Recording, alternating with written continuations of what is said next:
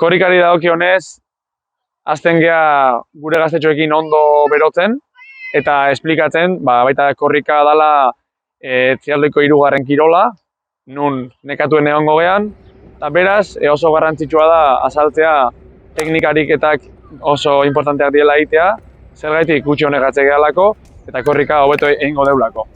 Beraz, ondo berotu ostean, hasten gea teknikariketek egiten, pliometria ariketak, belaunak altza, salto txikiak, elkarri bosteko ematen korrika laterala egiten, eta bar. Gero, pixkat umeak berotzeko erreleboak egite ditugu, edota jolas desberdinak triatloiko materiala erabiliz. Adibidez, pañuelitos denok ezagutzen den jokoa egiten dugu, dorsal da kaskoak erabiliz, hola pixkanaka gure gaztetxoak ohitzen juteko kaskoa lotzen, dorsala nun jartzen, eta bar.